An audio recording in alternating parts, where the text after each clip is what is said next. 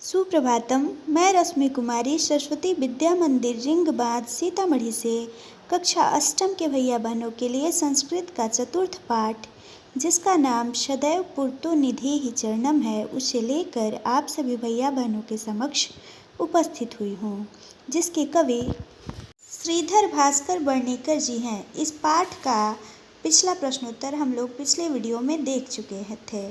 अब तीसरे नंबर प्रश्नोत्तर से इस वीडियो में हम लोग देखते हैं। तीसरे नंबर प्रश्नोत्तर में हम लोगों को मंजूषा से क्रियापदों को चुन करके रिक्त स्थान की पूर्ति करनी है। पहले हम लोग मंजूषा में दिए गए शब्दों के अर्थ को जानते हैं। पहला वर्ड है निधेहि यानी रखो, विधेहि यानी करो, जहिहि यानी छोड़ दो, देहि दो, भज भजो, चल चलो, कुरु यानी करो, यथा यानी जैसे होता है। पहला हम लोग देखते हैं, जैसे त्वम पुरतः चरणम निधेहि, जिसका अर्थ होगा तुम आगे कदम रखो। अगला है त्वम विद्यालयम खाली जगह, तो वहाँ पे हम चला भर देंगे, तुम विद्यालय चलो, जिसका अर्थ होगा। अगला है राष्ट्रीय अनुरक्तिम, खाली जगह है, तो राष्ट्रीय अनुरक्तिम यानी देश से प्रेम, तो निधेहि यानी रखो। अगला है मह्यम जलम, मुझको जल, फिर खाली जगह है, तो हम भर देंगे देहि यानी मुझको जल दो। मंजूषा के अर्थ से हम रिक्त स्थानों की पूर्ति करेंगे। अगला प्रश्न है मूढ़ खाली जगह धनागम तृष्णाम, धनागम तृष्णाम यानी मूर्ख व्यक्ति धन की लालच को तो क्या भरेंगे, छोड़ दो। छोड़ दो का होता है जहिहि, तो इसलिए होगा मूढ़ जहिहि धनागम तृष्णाम, यानी मूर्ख व्यक्ति जो होता है वही धन की लालच करता है, धन का लालच करता है, इसलिए धन की लालच को हमें छोड़ देना चाहिए। अगला है खाली जगह गोविंदम, अर्थात इसमें हम भर सकते हैं भज गोविंदम यानी गोविंद को भजो। उससे आगे है शतम ध्येय स्मरणम, खाली जगह यानी हमेशा अपने लक्ष्य को याद करो, कुरु भर देंगे। हमेशा होता है, ध्येय यानी लक्ष्य होता है, स्मरणम यानी याद करना होता है, इस तरह इसका अर्थ हमेशा अपने लक्ष्य को याद करो होगा। हम लोग अगला प्रश्नोत्तर देखते हैं। अगला प्रश्नोत्तर है उचित कथनानाम समक्षम आम, अनुचित कथनानाम समक्षम न इति लिखता, यानी उचित जो कथन है यानी सही जो कथन है उसके सामने आम लिखना है, और जो गलत कथन है उनके सामने न लिखना है। आम यानी हाँ होता है और न यानी नहीं होता है। यथा यानी जैसे हम लोग पहले देखते हैं पुरतः चरणम निधेहि, आगे कदम रखो, तो ये आम होगा, हाँ हमें हमेशा आगे कदम रखना चाहिए। अगला है निज निकेतनम गिरी शिखरे अस्ति, पर्वत की चोटी पर अपना घर होगा। ये लाइन आया है कि पर्वत की चोटी पे अपना घर है, तो ये आम होगा। अगला है स्वकीयम बलम बाधकम भवति, अपना बल बाधक होता है, ये न है यानी नहीं है। अपना बल तो किसी काम को पूरा करने में साधक होता है, न कि बाधक होता है। अगला प्रश्न है पथि हिंस्रा पशवः न सन्ति, रास्ते में हिंसक पशु नहीं है, ये तो न होगा, क्योंकि पाठ में बताया गया है कि हम लोग जब लक्ष्य को प्राप्त करने जाएंगे तो बहुत सारे हिंसक पशु रास्ते में आएंगे, इसलिए यह न होगा यानी नहीं होगा। अगला है गमनम शुक्रम अस्ति, गमनम शुक्रम अस्ति का अर्थ होगा जाना बहुत ही आसान होता है, नहीं, लक्ष्य को प्राप्त करना तो बहुत ही कठिन होता है, इसलिए यह न होगा, आसान नहीं होता। अगला है सदैव अग्रे एव चलनीयम, हमेशा आगे ही चलना चाहिए, तो इसका उत्तर होगा आम, हाँ यानी हमेशा हमें आगे ही चलना चाहिए। यही पाठ में संदेश भी दिया गया है। पाठ का नाम है सदैव पूर्तो निधेहि चरणम, जिससे स्पष्ट ही होता है कि हमें हमेशा आगे ही बढ़ते रहना चाहिए। हम लोग प्रश्न देखते हैं। अगला प्रश्न है वाक्य रचना या अर्थभेदम स्पष्टीकुरुतः, अर्थात वाक्य की रचना के द्वारा हमें उसका अर्थ स्पष्ट करना है। पहला वर्ड है परितः यानी चारों ओर, इसका हम वाक्य बना सकते हैं ग्रामम परितः वृक्षा सन्ति, गांव के चारों ओर वृक्ष हैं। परितः व्याकरण की दृष्टि से अव्यय है, जिसका अर्थ चारों ओर होता है, और उपपद विभक्ति भी है, इसमें हमेशा द्वितीय विभक्ति का प्रयोग किया जाता है, इसीलिए ग्रामम में द्वितीय विभक्ति का प्रयोग किया गया है। अगला है पुरतः, पुरतः यानी आगे होता है, वाक्य बनाया गया है सदैव पूर्तः एव चलनीय, यानी हमेशा आगे ही चलना चाहिए। अगला है नगः। नगः यानी पर्वत होता है। हम वाक्य बना सकते हैं नगः विशालः भवति, यानी पर्वत बड़ा होता है। अगला वर्ड है नागः। नागः यानी सर्प होता है, सांप होता है। इससे हम वाक्य बना सकते हैं नागः भयंकरः भवति, अर्थात सांप भयंकर होता है, डरावना होता है। अगला वर्ड है आरोहणम, अर्थात चढ़ना। इसका हम वाक्य बना सकते हैं नगारोहणम कठिनम भवति, यानी पर्वत पर चढ़ना कठिन होता है। अगला है अवरोहणम। अवरोहणम यानी उतरना होता है। पर्वतात् अवरोहणम अपि दुष्करम कार्यम अस्ति, यानी पर्वत से उतरना भी कठिन कार्य होता है। अगला है विषमा। विषमा यानी उबड़ खाबड़ होता है। जो बराबर नहीं होते उन्हें विषमा कहा जाता है। तो इसका वाक्य हम बना सकते हैं मार्गाः विषमा सन्ति, यानी रास्ते उबड़ खाबड़ हैं। अगला है समाः।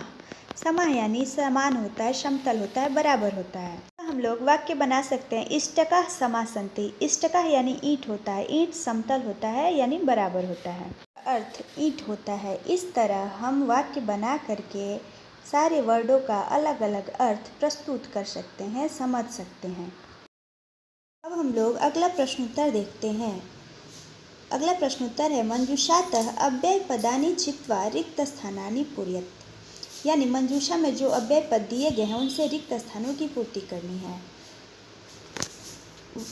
प्रश्न है विद्यालयस्य खाली जगह एकम उद्यानम अस्ति, तो इसमें हम पूर्तः भर देंगे। पूर्तः का मतलब आगे होता है। विद्यालय के आगे एक बगीचा है।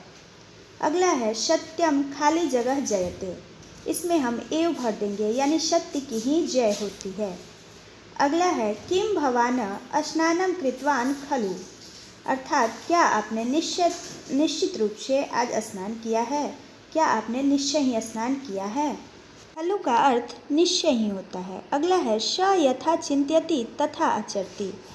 स यथा चिंत्यति खाली जगह आचरती दिया था, तो हम लोग उसमें तथा भर सकते हैं, यानी वह जैसा सोचता है वैसा ही आचरण करता है, इसका अर्थ होगा।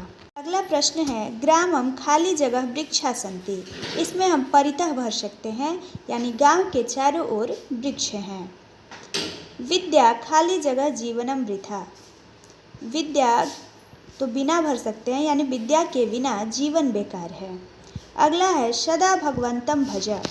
सदा यानी हमेशा होता है, हमेशा भगवान को याद करो, इसका अर्थ होगा, तो इसमें सदा भर देंगे। बिना सदा पुरता जब व्याकरण की दृष्टि से अव्यय हैं जो कभी भी किसी भी काल पुरुष वचन में बदलते नहीं हैं, ये जैसे हैं वैसे ही हमेशा रहते हैं। अगले प्रश्न को देखते हैं। अगला प्रश्न है विलोम पदानि योजयत, यानी विलोम पदों को मिलाना है। पुरतः, पुरतः यानी आगे होता है, उसका विलोम पद पृष्ठतः होगा, जिसका मतलब पीछे होता है। अगला है स्वकीयम। स्वकीयम यानी अपना होता है, उसका विलोम पद परकीयम होगा। परकीयम यानी पराया होता है, यानी दूसरे का होता है। अगला है भीति। भीति यानी डर होता है, भय होता है, उसका विलोम पद साहस होगा। अगला पद है अनुरक्ति। अनुरक्ति यानी प्रेम होता है, उसका विपरीतार्थक शब्द विरक्ति होगा, जिसका अर्थ अलगाव होता है। अगला है गमनम, यानी जाना होता है, उसका विलोम शब्द आगमनम होगा, अर्थात आना होगा। दोनों ही शब्दों में ल्यूट प्रत्यय लगा है, गम जोड़ ल्यूट और आ जोड़ गम जोड़ ल्यूट। हम लोग देखते हैं। अगला प्रश्न है लट लकार पदेभ्य लोट विधि लिंग लकार पदानाम निर्माणम कुरुता, यानी लट लकार का पद दिया गया है और हम लोगों को लोट लकार और विधि लिंग लकार में उसको परिवर्तित करना है, यानी निर्माण करना है। पहला पद है पठती, जिसका लोट लकार में पठतु होगा और विधि लिंग लकार में पठित होगा। अगला है खेलशी, जिसका लोट लकार में खेला होगा और विधि लिंग लकार में खेले होगा। अगला है पिबामी, जिसका लोट लकार में पिबानी होगा और विधि लिंग लकार में पिबेयम होगा। अगला है हस्तः, जिसका लोट लकार में हस्ताम होगा और विधि लिंग लकार में हसेताम होगा। अगला है नयामः, जिसका लोट नयामः होगा और विधि लिंग लकार में नयेमः होगा। यहाँ जो भी वर्ड दिए गए हैं लट लकार में, उनका पुरुष और वचन देख करके ही हम लोट लकार विधि लिंग लकार में उसी पुरुष और वचन में रख देंगे। लोग अगला प्रश्नोत्तर देखते हैं। प्रश्न है अधोलिखितानि पदानि निर्देशानुसारम परिवर्तयत। नीचे लिखे गए जो पद हैं उनका निर्देश के अनुसार परिवर्तन करना है, बदलना है। पहला शब्द है गिरि शिखर, जिसको सप्तमी एक वचन में बदलना है तो उसका रूप होगा गिरि शिखरे। अगला है पथिन, पथिन को सप्तमी एक वचन में बदलना है तो उसका रूप होगा पथि यानी रास्ते पर। अगला है राष्ट्र, जिसको चतुर्थी एक वचन में बदलना है तो हम लोग बदलेंगे तो होगा राष्ट्राय यानी राष्ट्र के लिए। अगला वर्ड है पाषाण यानी पत्थर होता है और जिसका सप्तमी एक वचन में पाषाणे होगा। अगला है यान, यानी गाड़ी होता है, उसको द्वितीय बहुवचन में बदलेंगे तो यानानी होगा। अगला वर्ड है शक्ति, जिसको प्रथमा एक वचन में बदलना है तो उसका प्रथमा एक वचन में शक्ति ही होगा। अगला वर्ड है पशु, पशु का सप्तमी एक वचन में पशु होगा। सप्तमी बहुवचन में सप्तमी बहुवचन ही दिया गया है, इसलिए पशु का सप्तमी बहुवचन में पशुषु होगा। सप्तमी बहुवचन ही लिखना है इसलिए पशुषु होगा। सब लोग इसे को सुधार लेंगे और सप्तमी बहुवचन कर लेंगे जिसका पशुषु होगा। पाठ यहीं पे समाप्त किया जाता है। भैया बहनी से अपने नोटबुक में कर लेंगे।